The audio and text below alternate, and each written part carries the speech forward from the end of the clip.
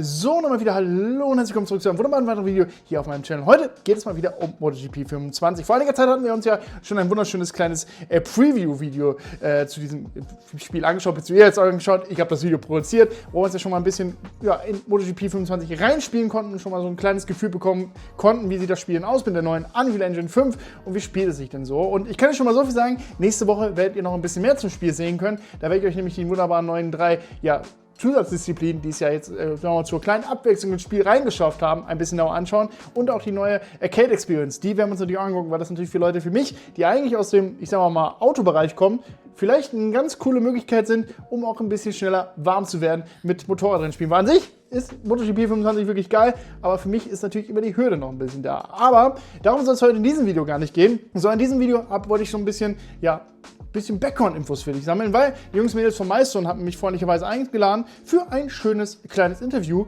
um noch ein bisschen, ein paar Zusatzinfos, rauszugreifen zu dem Game. Und das werdet ihr jetzt gleich im wunderschönen Anschluss sehen. Ich durfte nämlich zwei wunderbare, liebe Leute von Milestone interviewen, nämlich einerseits Andrea Basilio, den Executive Producer und Associate Creative Director, und zu guter Zweit, wie auch immer ihr wisst, worauf ich hinaus will, Stefano Tallarico, den Lead Game Designer hinter MotoGP 25. Die beiden Herren durfte ich interviewen, ein paar schöne Fragen stellen und das seht ihr jetzt gleich im wunderschönen Video hinten dran. Kurzer Hinweis natürlich auch, es ist fairerweise mein wirklich erstes richtiges Interview, wo ich sowas mache. Deswegen nehmt es mir nicht übel, wenn das manchmal ein bisschen holprig ist. Mein Englisch ist auch manchmal nicht the yellow from the egg, aber das passt schon. Dem Dankeschön nochmal, wie gesagt, an Milestone für die Einladung und danke auch an PlayOn für die wunderbare Sponsoring dieses Videos, die das Ganze hier ein bisschen unterstützen. Und ich wünsche euch jetzt, wie gesagt, viel Spaß mit dem wunderschönen Interview. Schaut gerne mal vorbei, guckt gerne auch mal bei den ganzen Links in der Videobeschreibung vorbei und damit jetzt rüber ins Interview mit den netten Leuten von Milestone. To start off with, the biggest change for MotoGP 25 is, I guess, the engine change. You're now running on Unreal Engine 5. What would be my question is, what are the biggest advantages for you guys in using the new engine, and what are the biggest changes for the players that they can see in the game when it's coming out? Yeah, basically changing the engine required us to review some of our assets. Mainly, we concentrated on the tracks, and you will see a big difference in the vegetation and in the presentation of the tracks. Most benefits you could see in the presentation department, in how the materials respond to lighting, and on the settings that we have for the career, and overall the menus are really powered by the capabilities of the new engine, and how the engine could render some of the most specific aspects, like the reflection on the helmets, the different materials on the bikes. Also this year we worked very hard with the sound. We had the occasion to re-record all the MotoGP class bikes live on track in Valencia, and so this year the MotoGP bikes are sounding really exceptionally. Also, we had the chance to speak with some MotoGP riders, and when they tried the bikes, they said like, "Oh, it's exactly the same." So we know that we achieved something great. As you know, we made the MotoGP game from long time, and every year we push further the simulation of the championship in the way of keep the players in the shoes of the real MotoGP riders. Sounds is always a challenge because we working with prototypes, so it's difficult to record the prototypes for a lot of reasons, industrial secret, that kind of stuff. Normally we done that on like the dyno jet kind of thing, but obviously the sounds a bit not fake because they are the real bikes, but a bit controlled in a way. This year we work really with Dorna, that is our partner, that is the organizer of the championship, and we have the chance to put all the mic on the riders on the bike. So imagine the real MotoGP riders that having a lot of stuff to test in a test, and they also have us to put the mic on the bike. So it was a great challenge in a logistical way and in all the ways you can imagine. But obviously we reach another level of realism in the final game. Yeah, that's something I recognize in the little preview version I could play already. Like the sound really sounds more realistic, and just you feel that the surrounding it is recorded is the real surrounding the bike would run in. That is really good. And one thing I'm keen about is that you guys are one of the racing developers that made the Unreal Engine work for a racing game, because many games have this ghosting problem in the Unreal Engine 5. Yeah. The point is, Unreal is an awesome engine, but it's not exactly made for things that are going really fast in some directions. So working on customize the engine for our use for every games, because we have all the games on Unreal Engine 5, or we are going to having all the games in the future on Unreal Engine 5, is a big challenge. Our engine have something like 600 deep modification on the engine. So we have a version of the engine that is the milestone version of Unreal. It's a huge job that we done every year for keep updated the engine and made the engine working for racing games. So another big change is you are adding 3 new disciplines to the game, which are really, really different to a typical MotoGP bike. Firstly, how are they integrated into the career, and are they more of a kind of mini game, so you can play them more in a quick race matter? How are they integrated in the career mode, the new 3 disciplines? Maybe you could explain what the disciplines are as well. Yeah, again, we talked with many MotoGP riders, and they all told us basically the same, which is after MotoGP weekend, they go home and they try to relax, but the main thing that they are aimed to is train and train properly for MotoGP. And the only way to train for MotoGP basically is riding a bike. And so they jump off the bike of MotoGP and they jump on another bike, and mostly they use mini bikes, motard bikes, and flat track bikes. And so we wanted to recreate that and to put it in our game, to add a layer of immersion, and to put the players in rider ladders, so to speak. And so yeah, we worked to add 2 locations and 4 tracks to specific to those kind of bikes. And of course we had to work from the ground up to create the 3 physics models. And of course the tracks are designed specifically for those physics. And again, we recorded that engines from the scratch. And it was a lot of work, but we are really satisfied with the results also, because they are the other kind of goal was to provide something more gamey, something less specific to achieve the best result, achieving the best time on track, but also trying to achieve that kind of, we wanted to train, we want to relax a little bit from the MotoGP championship, which is super stressful and super spot on the perfect time. And also, of course, these new modes can be played on as a quick race, and of course they are integrated in the career. And in career, you can of course choose your preference in mini bikes, motard, and flat track. But also engaging in those activities will add a little bonus to training, so to speak. So you will have a little bonus on your performance and on how you perceive the bike handling. So we added that little touch of real life training as a real MotoGP riders.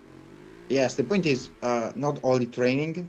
For the real riders is obviously training, but it's also a moment of fun and enjoyment with the other riders. So if you follow some riders on the social media, they having their buddies, the best training buddies, and they going together to flat track or mini bikes. So it's a training moment, but it's also an enjoyment moment for not having the pushing, the high performative moment of the MotoGP weekend, as Stefano said. So in the game is more or less the same. And also we think that we offer the same online for the players. because May you play a couple of really hardcore Grand Prix online. After a couple of weekend, you are basically very tired on because it's very kind of high expectation and high stressful kind of situations, especially if your friend are stronger players. Then you can go and play a mini bike race, and it's more.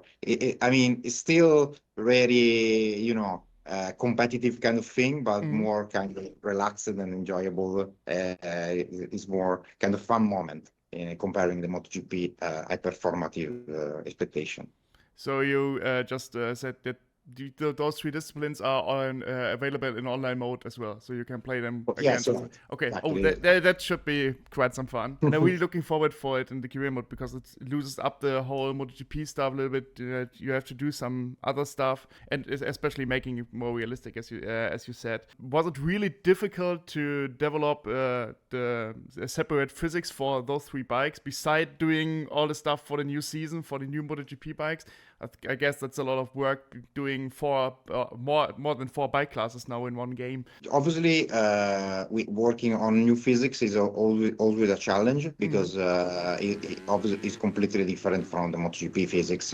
It's based on the same engine that is because we use a Real 5, but we have a great layer of Python physics is on the Unreal Engine physics. But on the other hand, we have a great knowledge and know-how about making physics of different kind of vehicles in general. So it is a challenge that we can actually manage, and we think that we reach the right balance between a pool simulation and the right feeling of that kind of bike. No, we have a great team. As Andrea said, we have a great team, great expertise and know-how on motorbikes and motorbike simulation, motorbike games. So, of course, it's a challenge, but we managed to achieve what we wanted, and we are very proud with the results.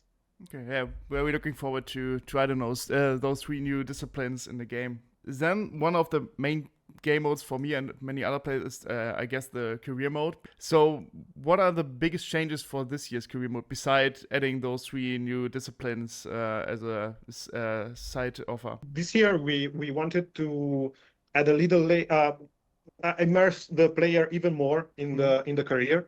And so instead of letting the game give you like your objective, we let you choose what do you want to do.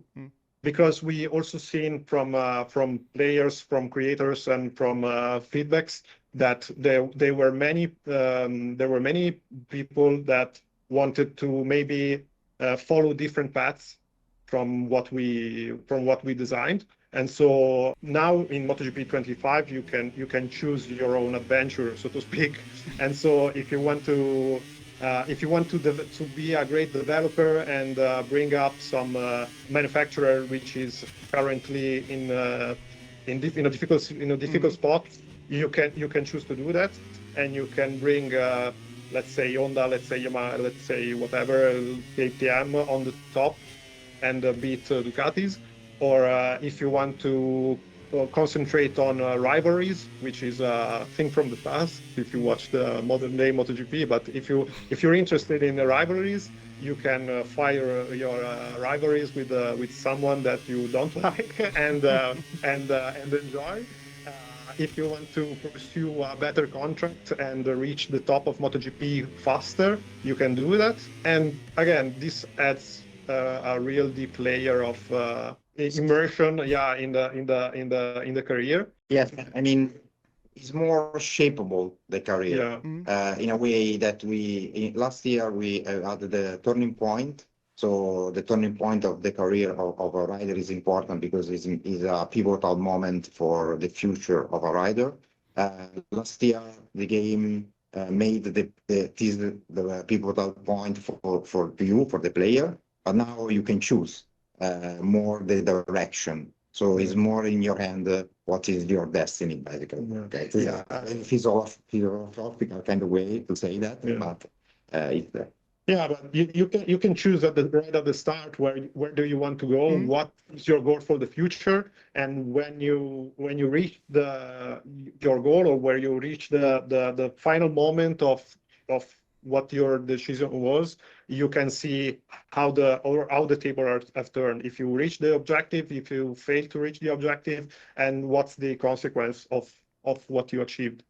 Okay, so you can choose different starting points. I want to start at a low team and work my way up, or start at a high team and just drive for the championship. Okay, that's really cool. I saw that the 3 bonus categories are like training sessions or the new bike categories are like training sessions in the career mode, and doing those training sessions have an impact on developing your bike, getting you upgrades and stuff like that. How does it exactly work? Like, I do the training sessions, and how do I get then better upgrade on my bike? How is this feature working in the career mode? Yeah, well, again, you can by joining in the training section during the career, you will increase your handling on the bike, and you will have a better perception of riding, and a better feeling on the handling, on the pure handling. But yeah, on the developing side of things, it's more demanded on the turning points, and how you choose to pursue your career. It's like my objective is to develop the better developing of the bike, and so you will have to choose that path and bring it on, and succeeding, and you will have better parts in the development of the bike. And also we kind of reshaped the developing of the bike altogether, since this new introduction of this kind of developing bike path that you can choose. And we redesigned the bike development by adding the debriefing, which allows you to talk with your engineers at the end of the races, and telling him what you want to achieve with the bike. If you feel that you don't have enough engine power, you can say to him, and they will discuss with the manufacturer, and they will bring some developments for those kind of aspects. You can choose, of course, the usual bike aspects that are usual in the MotoGP, like aerodynamic penetration, engine, electronics, and so on. And again, you will talk to your engineers and report your feelings on the bike and what you've seen during the races, and they will work, and they will bring what you asked for. And you can comparatively test all the developing package that they will bring, and you can choose what bikes feel better to you, and you can bring it to victory, hopefully. Okay, that's a really cool way to bring in development in the game. But because most racing games are just having one big menu and you can choose whatever you like, with having the engineer into the game, telling him what you want to do, and they are developing the part, because you are the rider, you don't have any clue of developing any parts for a bike. That's a cool way. I'm really looking forward to that. Yeah. Another small cool things that we have in this game mode, that is, as you said, based more on speaking with the engineer, more than having a table with marks that you have to check. Yeah. That is the classic gamification of the upgrade. You also see what the other guy on the team want from the bike. May you partner with Bagnaia, and you want a bike more stable, but your engineer said, look, Bagnaia want a faster bike. The question is, the team, which one will follow the team? So that is also this component that is quite important in the modern MotoGP. The best rider also leads the development of the bike. This is another cool thing if you know well the sports. Yeah, exactly, because that also incentivizes you to choose properly what you want to achieve with your career. Because of course, if you want to develop the bike, maybe you have more packages, but the teams will always follow the leader. And so if you are a second rider on a satellite team, maybe your what you want is less important than what the team leader wants. So you have to choose what do you want to achieve and how fast do you want to achieve it. Okay. So if you're getting better and getting better results than your opponent in that case, or your teammate, you could take over the development, that you are the number one driver and have more to say in that case. Okay, well, that's cool. Yeah. Last point I wanted to talk about is, I guess for me, the biggest change, because like we talked at the beginning of the interview, I'm more on 4 wheels on my channel. So driving I really like the MotoGP games and everything, but I have a big step to get into the game, getting the feeling for the bike and everything. It's not like sitting on the couch and playing for half an hour. That's just crashing for me in that case, mostly. And I saw that you are adding a whole arcade experience for the game to get a better step for newer players in the game, or guys like me who don't play a motorbikes game all the time. Sadly, I couldn't try it in the first preview version because it was locked in. But I was really sad about that. But that's why I'm here. And you could tell me what are the biggest differences in the arcade experience or arcade handling you are adding in 25, beside the normal experience you got in the MotoGP games before. We are of course very proud of what we achieved in many years in MotoGP with MotoGP games, and many of our hardcore players are really happy with the handling that we achieved in the past MotoGP. And so since 23, 24, and also 25, we built on what we achieved with the pro handling. So again, we iterated and we get things, we tinkered with things to respond to feedbacks and to provide an even better experience on top of that. But we also wanted to appeal and to talk with maybe guys that watch the races on TV and wanted to have a let's say easier approach, but a fun approach, a less technical approach to MotoGP game, which is, of course, as you said, maybe not easier to if you want to do a quick race on the couch, very relaxed. And so yeah, we designed the arcade game mode, which is a separate game experience. If you want again to experience the pro game experience as you've seen in MotoGP 24, you have it there. It's still there. It's untouched. And if you can, it's improved. It's improved, not untouched. It's of course, but it's still there. You can switch to it without any problems, and we'll have the usual and improved MotoGP experience. But again, if you want to experience something new, something easier, something less technical, but equally satisfying and engaging and really fun to bring to the extreme and to the limit, you can use the arcade game experience, and it's really fun. It's working really well. Yes, well, it is the thing that we are more proud of this year. I'm sure about that. We have a great audience, but very, very different audience. We have a pro scene with the esports, that kind of stuff. They want the best simulation possible. But on the other hand, we have a lot of people that want to play the MotoGP more in a relaxed kind of way and beat markets or team up with Bagnaia or whatever, and don't want to having this super stressful kind of super simulation thing. So we designed the arcade mode with it in mind, but it's not an arcade mode like you feel like in a bubble that is absolutely like the bike, impossible to fall down, that kind of stuff. We reach a kind of middle way we have a super approachable physics, and on the other hand, it looks realistic. So if you see a lap with the arcade experience, looks like the real MotoGP stuff. So we want to achieve that, and we actually reached that. So I think our player is good. They are going to be really happy about it.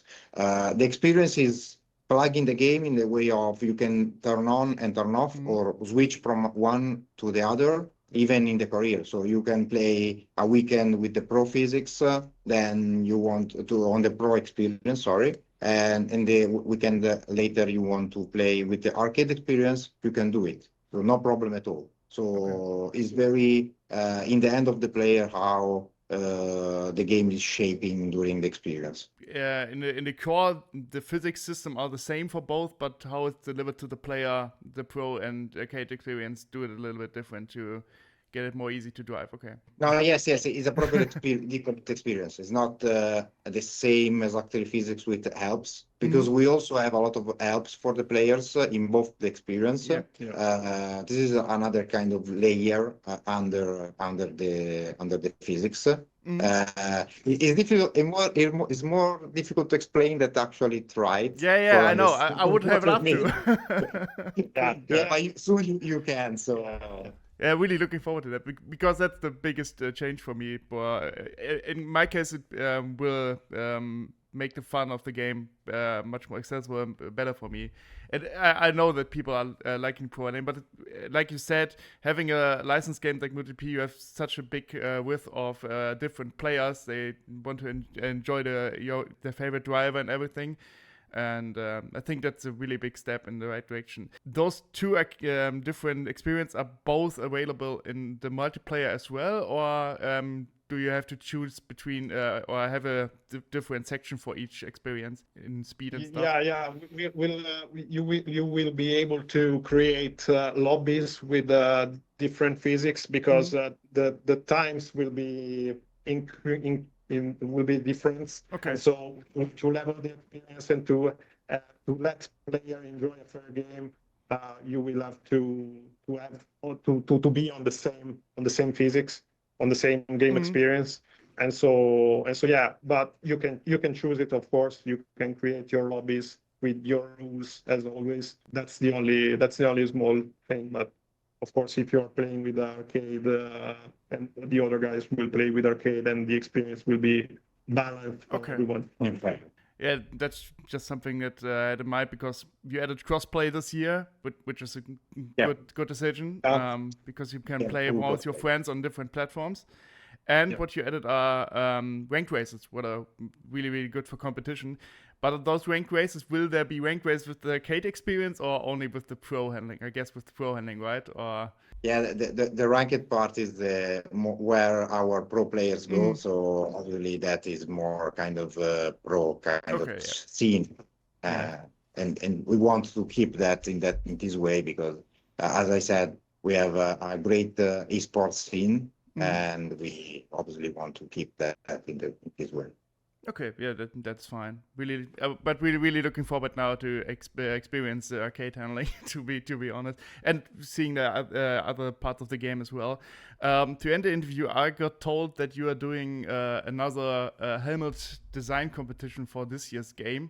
Yeah, we also did it last year with Viñales, and of course the core of the helmet contest is that we will let players design their helmet for a MotoGP class rider. The winner, of course, will see his creation made real. Yeah. And Maverick used his helmet last year. Yeah. And we basically doing a similar thing this year with another rider that we don't spoil yet. Yeah. But it's gonna be, we know really well the rider from MotoGP, so we have plenty of choice.